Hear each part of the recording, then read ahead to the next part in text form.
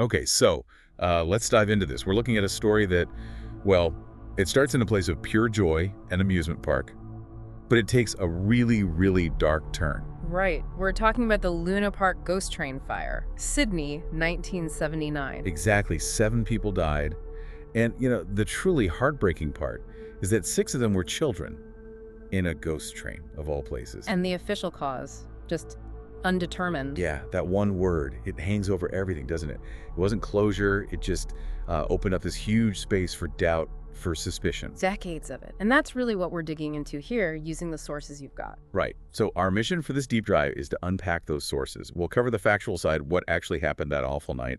Then we'll get into the main conspiracy theory, the one most people know. The arson, the organized crime links, the alleged cover-up. Yeah, all of that. And then we'll touch on something, well, even darker, a more fringe idea involving, believe it or not, a literal demon. It's a wild ride, going from, documented facts and known corruption right into speculation, fear, even the supernatural, Right. all spinning out from that one terrible event. So before the fire itself, let's just picture Luna Park back then, 1979. It wasn't just any park, was it? No, it was iconic. Right there on Sydney Harbor, that huge smiling face at the entrance. It had been around since, 1935? Yeah, a real fixture. Generations of people had memories there. It was beloved. Totally. And inside, you had the ghost train, a classic dark ride, Small carriages clattering along tracks through spooky scenes. Exactly, and built with, lots of wood, canvas, paint. And probably decades of dust layered on top. Looking back, it sounds like a disaster waiting to happen, structurally. Which brings us, unfortunately, to the night itself. Tuesday, July 9th, 1979. Winter school holidays, so the park was likely busy. And around 10:04 p.m., the first reports of a fire inside the ghost train came in. Yeah, the sources say staff tried to tackle it, put it out. But it was just too fast. Unbelievably fast.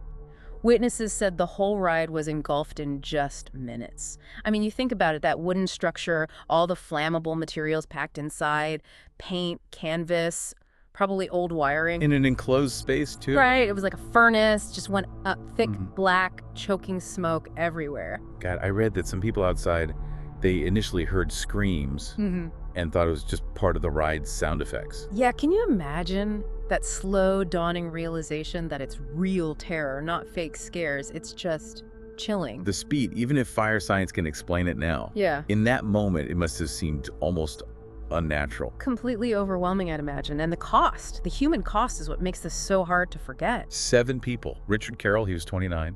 A visitor who apparently died trying to rescue others. A hero. But the loss that really seared this into the public memory was the children, 6 kids. The Godson brothers. Damien was 6, Craig was 4, and little Michael was only 2. And their father. He was outside. He had to watch. It's just unbearable to think about. Their story became this awful symbol of the tragedy. And there are others, too. Jonathan Billings, 13, Simon Schultz, 11, and Shane Kay, who was 4.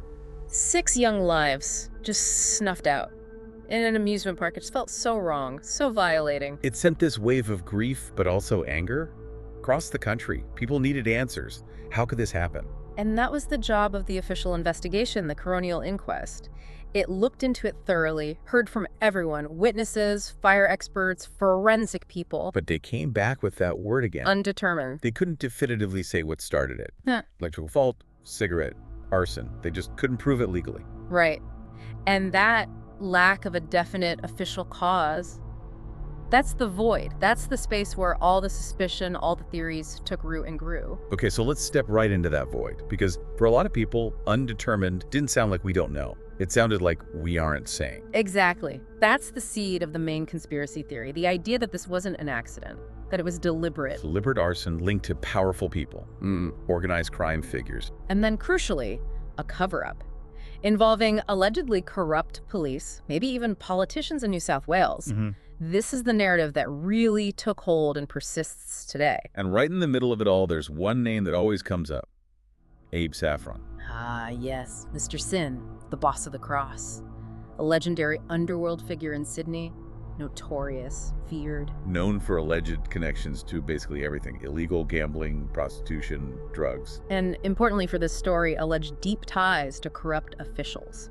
Police, politicians, you name it. So why would someone like Saffron allegedly be interested in Luna Park? Location, location, location. It's prime harborside real estate, worth a fortune. Okay. The allegation is Saffron wanted that land badly. For redevelopment, think high-rise apartments, maybe a hotel, even talk of a casino.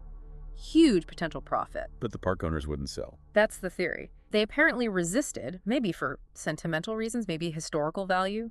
And Saffron, well, the story goes he wasn't used to being told no. So the conspiracy theory suggests that if he couldn't buy it, He'd find another way. Intimidation. Arson. and the ghost train was the perfect target. Seems like it, doesn't it? Flammable, confusing layout inside. Maybe easy to start a fire without being noticed immediately? So the idea wasn't necessarily to kill people. Probably not, according to this theory. The goal was likely to damage the park so badly, maybe beyond repair, that it would force the owner's hands, devalue the site, make them sell cheap. The deaths then were a horrific, unintended consequence. A tragic, awful byproduct of a ruthless business play. That's the core of the arson allegation. Which then leads straight into the cover-up part. If it was arson linked to saffron, the undetermined verdict looks very convenient. Extremely convenient. And this is where the allegations about NSW police corruption really bite. The claim is that officers in Saffron's pocket actively interfered. How? By mishandling evidence, maybe losing key pieces, ignoring leads that pointed towards arson or saffron, steering the investigation away from that conclusion. Basically ensuring the official finding was inconclusive. And did the alleged influence stop there? With the police? The theory says no. It suggests Saffron's reach extended higher into political circles to make sure no real inquiry happened, that the truth stayed buried. We know from later whistleblowers and inquiries that there were claims about evidence being lost or destroyed. Yes, those claims surfaced later, adding fuel to the fire, so to speak. It wasn't just whispers anymore. And this wasn't just a theory that faded away. It actually gained strength over the years, didn't it? It did. Public pressure, journalist digging. It led to more investigations, like the National Crime Authority inquiry in the mid-90s. What did that find? It confirmed, the initial police work was flawed, and it confirmed Saffron was interested in the site. It didn't outright say arson, but it definitely supported key parts of the theory. Then there was a NSW Parliament inquiry later, in 2007. That one was much more direct. It strongly suggested deliberate arson and organized crime involvement. And wasn't there a key forensic report around that time, too? Yes. Crucial piece.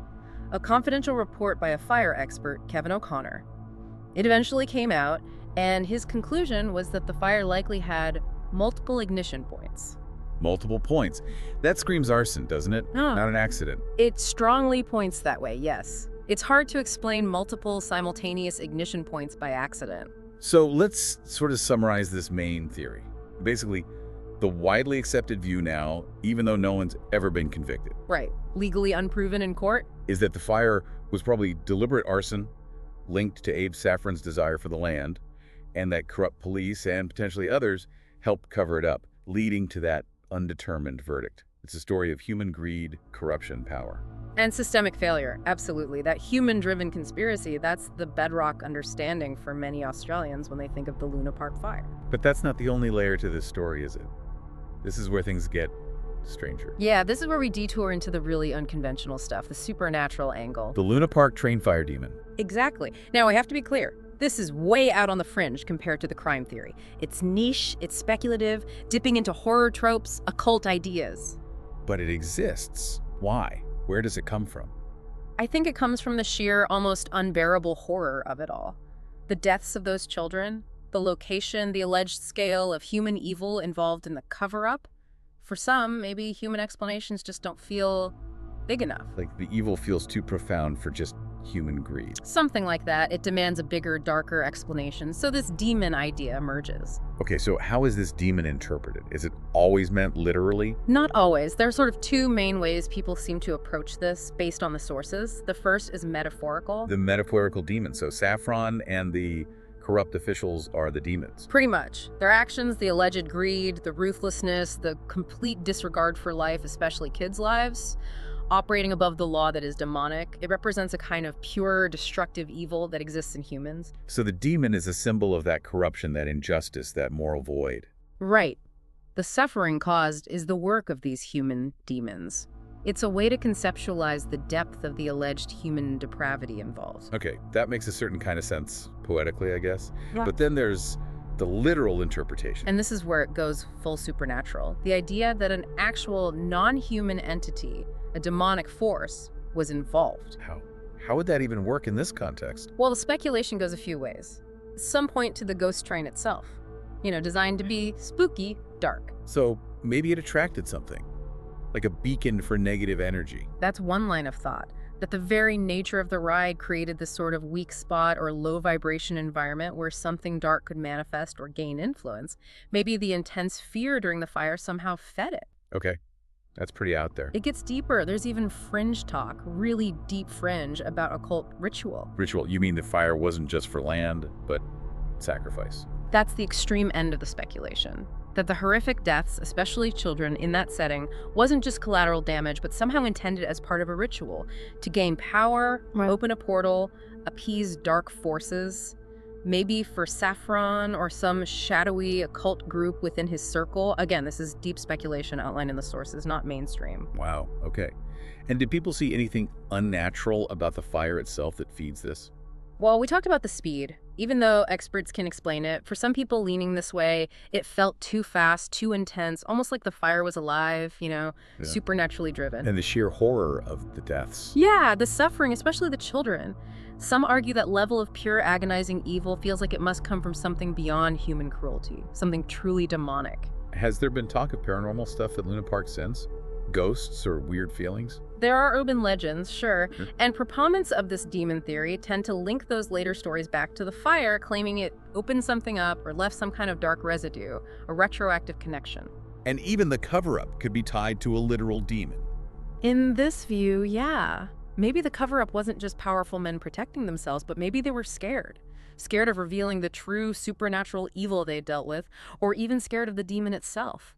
Keeping silent to keep the lid on a terrifying spiritual reality. So this literal demon idea, it sounds like it serves a psychological purpose for some. A way to explain overwhelming evil and injustice by pointing to an ultimate supernatural source, when human corruption, however bad, this doesn't seem adequate to explain the depth of the tragedy. Yeah, it seems to fill that undetermined void with the most extreme, most terrifying answer imaginable. It externalizes the evil. Okay, so we have these layers. The facts, the widely accepted human conspiracy, the fringe supernatural one.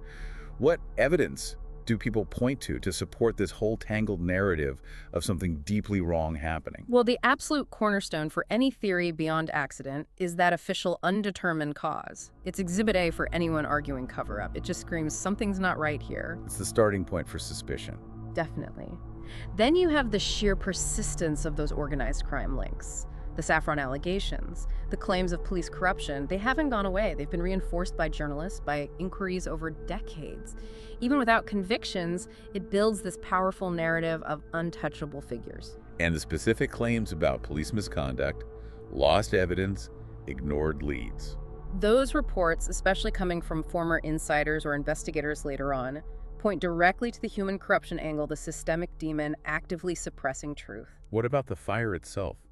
You mentioned the speed again. Right. Well, again, fire science explains it. For some, that gut feeling that it was too fast, too intense, feels like evidence of something unnatural at play. It's subjective, but powerful for believers. And the nature of the victims. The horror of children dying in agony. That emotional weight is huge. For some, it's almost inconceivable that mere human greed could lead to that. It pushes them towards seeking a more profoundly evil source, maybe a literal demon. The lack of accountability is a big one too, isn't it? Huge. No one ever charged, let alone convicted. Powerful people seem to just walk away. That silence, that impunity, looks like proof of their immense control, or in the darker theory, proof the demon won. And you mentioned the context of Sydney back then is important. Critically important. You can't ignore that NSW in the 70s and 80s had documented widespread issues with police corruption and powerful organized crime. That backdrop makes the human cover-up theory seem not just possible, but depressingly plausible to many people. It fits the known reality of the time. So let's try and sort this out. It's crucial to distinguish between the different parts here. The human conspiracy, arson, Saffron, cover-up that's not really seen as debunked, is it? No, not at all. I mean, legally it's unproven because no one was convicted in court. But in the court of public opinion in Australia, and supported by a lot of subsequent journalistic work and inquiries, it's widely accepted as the probable truth. It's a well-evidenced theory of human crime and corruption. But the literal demon part, yeah, that's different. That's entirely different. From any rational, evidence-based perspective, The literal demon angle is speculation. There's zero factual basis for it in any official investigation or forensic report. Because fire investigations look for physical causes. Exactly. Petrol traces, faulty wiring, ignition points. There's no test for demonic influence. Every single official body that looked at this fire brigade, police, the coroner, later inquiries, none of them found a shred of evidence pointing to anything supernatural. Those are purely external speculations. Oh, and the fire's speed, while shocking, is explainable. Yes. Fire experts are clear. Old wooden structures packed with flammable stuff like decades of paint, dust, fabrics, and then enclosed space. They go up like bombs. It's terrifyingly normal fire behavior in those specific tragic circumstances, not supernatural. And the undetermined verdict, legally speaking. Legally, it just means they couldn't prove the exact cause beyond reasonable doubt for a court. It might point to poor evidence collection initially, or just the fire destroying the proof. Now, that doesn't mean a cover-up didn't happen, because the documented corruption in the NSW police at that time absolutely lends credibility to the human cover-up theory. The system was compromised, making interference plausible, even if the verdict itself isn't direct proof of it. It's almost like maybe the idea of a big, scary demon is somehow easier to face than the idea that ordinary human greed and corruption can lead to something so utterly horrific. Could be. Sometimes the spectacular external evil feels less bleak than confronting the potential for that level of darkness within humanity itself. So it's clear why this story, with all these tangled layers, the tragedy, the crime theory, the supernatural hints, why it still grips people so tightly. Absolutely. I think the biggest reason is that lack of resolution. The injustice. 7 people dead, 6 kids, and officially, nobody knows why. That undetermined verdict leaves this gaping wound. Conspiracy theories, even the wild ones, offer some kind of explanation to fill that painful silence. You mentioned the distrust of authority. Huge factor, especially given Sydney's history back then. People knew corruption was rife. So when something awful happens and the official story feels thin, it's easy to believe institutions failed, or worse, were complicit. The fire becomes a powerful symbol of that distrust. The innocence of the victims must play a massive role too. Definitely. Killing children, especially in a place meant for their joy, feels like a fundamental violation.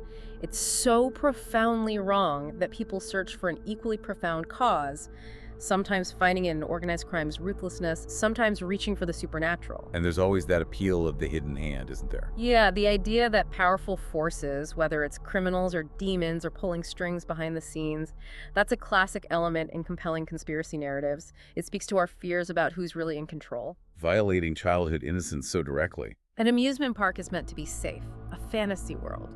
When that boundary is breached so violently, it's deeply disturbing on a primal level. It adds this extra layer of horror. And over time, it just becomes this potent urban legend. Exactly. It's got all the elements: tragedy, mystery, alleged crime, hints of the supernatural. It's unresolved. So the story gets told and retold, maybe embellished, evolving into this enduring, chilling piece of Australian folklore. So wrapping this up, we've really walked through a maze here. The awful, undeniable facts of the Luna Park fire. The very believable, widely accepted, though legally unproven, story of arson, organized crime, and cover-up. Yeah, the human conspiracy. And then that much darker, much more fringe speculation about literal demonic forces. We know the science explains the fire's physical behavior. We know no official report found anything supernatural.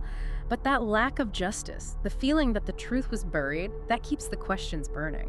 The sources really show a picture of people trying to process profound evil, whether that evil is purely human greed, corruption, power, or something else entirely. The human cost, the feeling of being failed, the suspicion, that's what keeps us alive. It haunts the public imagination because it feels fundamentally unfinished. There's still space for those dark possibilities to linger. So as you think about this terrible night and all the theories swirling around it, maybe consider this.